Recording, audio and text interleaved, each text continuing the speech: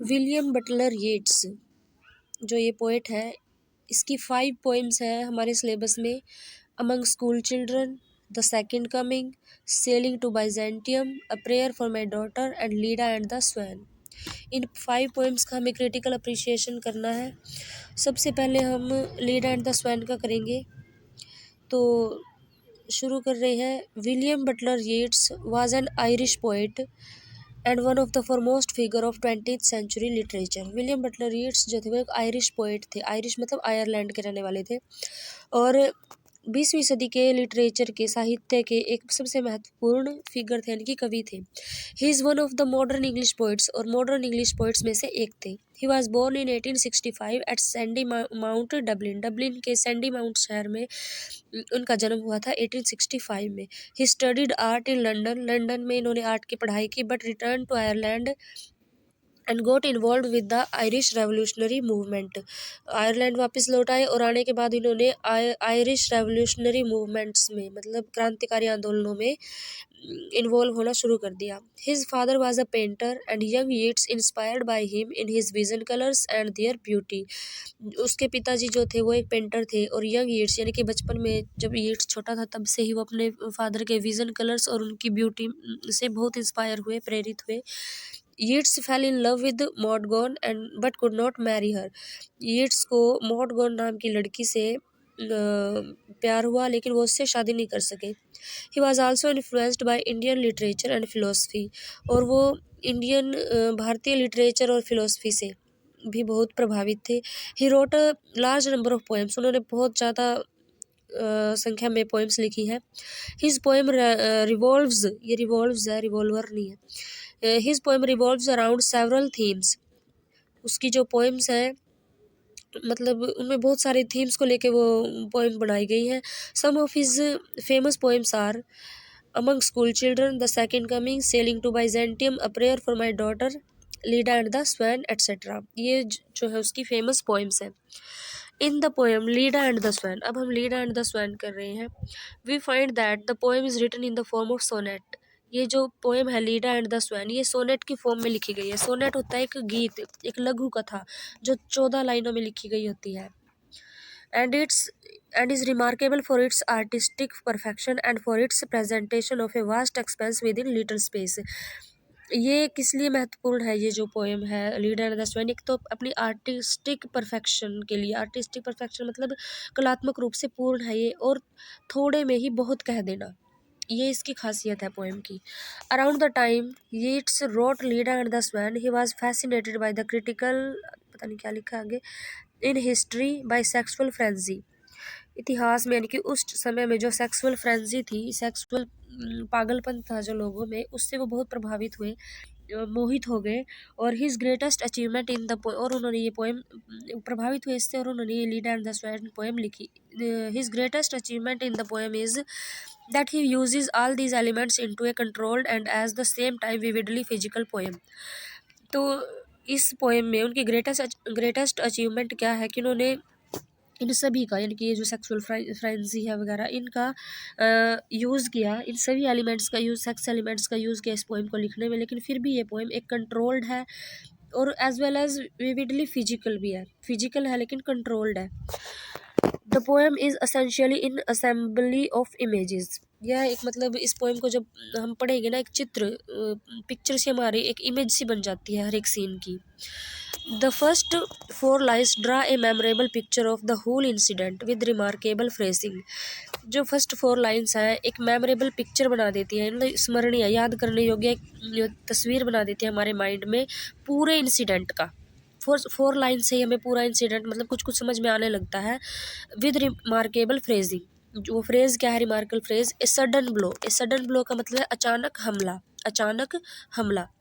ये सजेस्ट करता है the arrow of Cupid, Cupid के तीर को। क्यूपिड कौन है? अब एक प्रेम का देवता है, जैसे कामदेव होता है प्रेम का देवता है, उसके तीर को ये सजेस्ट कर रहा है, फ्रेज है जो ए सडन ब्लो, ये फर्स्ट लाइन में ही है। तो स्टोरी क्या आगे चलती है।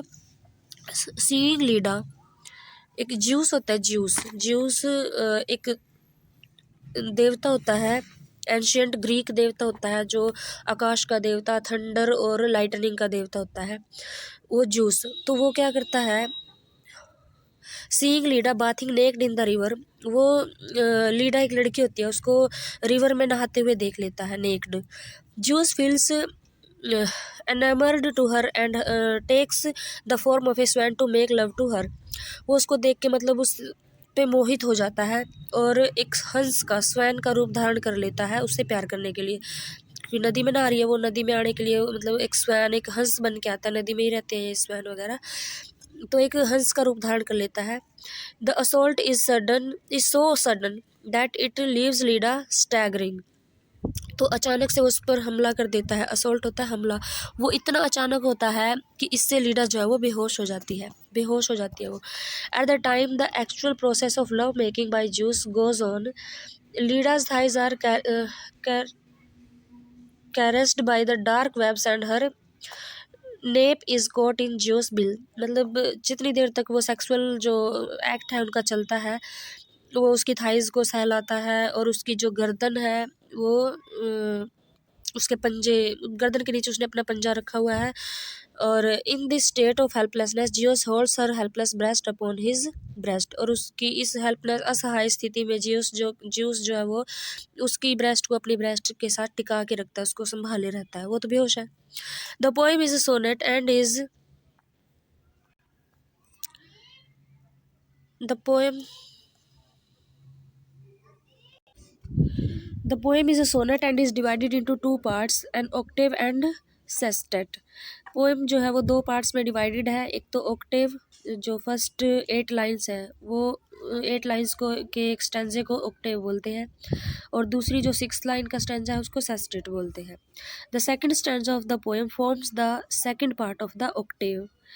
The stanza poses a question, अब सेकंड जो स्टैंजा है उसमें एक क्वेश्चन अराइज होता है। The poet makes it clear that Leda was greatly terrified by his sudden assault कर लेना यहाँ पे, ऊपर भी है ये वर्ड ASSAULT, and ask, जो इसमें पोएट ये क्लियर कर देता है कि जो अचानक से उसके ऊपर हमला हुआ है जो लीडा के ऊपर, तो वो बिल्कुल ग्रेटली टेरिफाइड मतलब भयभीत हो जाती है, और एक क्वेश्चन अराइज होता है यहाँ पे, how can those terrified vague fingers push the feathered glory from her loosening thighs, कि इस अस्पष्ट यानी कि जो अचानक से उसके ऊपर हमला हुआ है ऐसी दशा में वो उसकी लीडा की जो फिंगर्स है वो कैसे, यानी कि लीडा इतनी कमज़ोर हो चुकी है कि उसकी फिंगर्स, उसके हाथ जो है उसको पुश नहीं कर पा रहे हैं। फीदर्ड ग्लोरी यहाँ पे कहा गया है एक पंखों वाली महिमा, यानी कि वो जो गॉड है एक हंस के रूप में आया है, तो वो दिखने में हंस है लेकिन है तो असल में वो गॉड, तो मतलब इतना स्ट्रॉन्ग है कि वो अपनी थाइज, लूजनिंग थाइज के ऊपर से उसके अपने हाथ से उसको दूर नहीं हटा पा रही है। यीट सब कहता है that her fingers in fact her whole body was in the state of confusion making it difficult for them to push Zeus in the shape of a swan of from her loosening thigh. Yeats यहाँ पे कहता है कि उसकी fingers, बल्कि उसकी पूरी body जो है इस कन्फ्यूज़न में है कि उसके एक कन्फ्यूज़न में है जिसकी वजह से वो उसके लिए मुश्किल हो रहा है ज्यूस को, जो एक हंस की शेप में आया है, अपनी लूजनिंग थाइज के ऊपर से पुश करना, हटाना उसको, उसके लिए मुश्किल हो रहा है। In third and the fourth stanza together form the sestet, third और फोर्थ जो स्टेंजा है मिलकर एक सेस्टेट बनाते हैं, मतलब 3 लाइन्स है, 6 लाइन्स का एक स्टेंजा बना देते हैं, which technically is the second part of the poem, जो पोएम का सेकेंड पार्ट है। The third stanza sums up the historical and mythological implication of this union यहाँ पे ये जो मेल है, जो मिलन है, उसका एक ऐतिहासिक और माइथोलॉजिकल मतलब एक कहानी, एक कुछ तो उसमें हिस्ट्री है, जैसे गॉड है, ये है वो है, और कुछ उसमें कहानी है, कहानी बनाई गई है, उसका उसका इम्प्लीमेंट हुआ है, उसका यूज़ हुआ है, कहानी का और इतिहास का मिला जुला एक रूप यूज़ हुआ है। What follows this attack and the consequent breaking down of Leda's resistance is the consummation of the sexual act, जो अचानक से हमला हुआ है उससे लेकर और consequent breaking down of Leda's resistance, Leda का जो विरोध है वो बिल्कुल ब्रेक डाउन, मतलब वो विरोध नहीं कर पा रही है, ये एक क्या दिखाता है, सेक्सुअल एक्ट का अंत दिखाता है, यानी कि जो सेक्सुअल एक्ट है मतलब जो शुरू हुआ और जब ख़त्म हुआ, शो करता है कैसे शुरू हुआ कैसे ख़त्म हुआ। The outcome of the act is Helen who is responsible not with the burning tower and the broken wall and the running roof top but also for the death of Agamemnon who was killed by his wife. The outcome of the act मतलब इस act का जो result था, यानी कि जो sexual act हुआ है उसकी वजह से वो जो लीडा जो थी वो प्रेग्नेंट हो जाती है और हेलन नाम की एक लड़की को जन्म देती है, जो आगे जाके फ्यूचर में burning tower, broken wall, burning roof top, ये जो घटनाएं हैं ये अलग अलग कहानियाँ इनके साथ जुड़ी हुई हैं। उनमें जो डिस्ट्रक्शन होता है, जो भी उसका रिजल्ट दुष्परिणाम होते हैं, उनकी वजह जो वो हेलन होती है। और एक आदमी होता है एगामेम्नोन, उसको उसकी वाइफ मार देती है, ये भी हेलन की वजह से ही होता है। ये अलग स्टोरीज है छोटी छोटी। जो हेलन जो है वो इनकी बेटी थी लीडा और स्वैन की, तो आगे जाके वो सुंदर होती है बहुत बहुत, उसकी सुंदरता के बहुत सारे दुष्परिणाम होते हैं। The first two lines of the fourth stanza refer to the helplessness of Leda but the next two lines ask us to whether this union कुछ गड़बड़ लिखा हुआ है यहाँ पे। जो फर्स्ट टू लाइन्स हैं यहाँ पे, lines of the fourth stanzas की जो फर्स्ट टू लाइन्स हैं वो लीडा की हेल्पलेसनेस को दिखाती है, असहाय स्थिति को दिखाती है कि वो बेहोश हो जाती है, कुछ नहीं कर पाती। और जो जो नेक्स्ट टू लाइन्स है वो हमें क्या दिखाती है,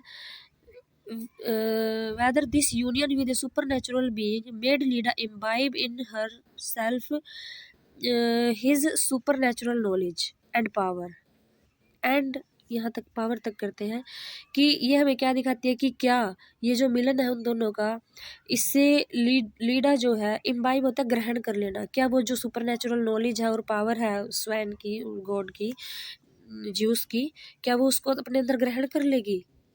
and he became indifferent to her when the act was over, लेकिन जब वो एक्ट ओवर हो जाता है, ख़त्म हो जाता है, तो वो इनडिफरेंट सा लगता है, मतलब उसका रवैया जो है, व्यवहार जो है लीडा के प्रति वो बदल जाता है। The suggestion is that juice became indifferent and lose his passionate interest in her when the sexual act was over.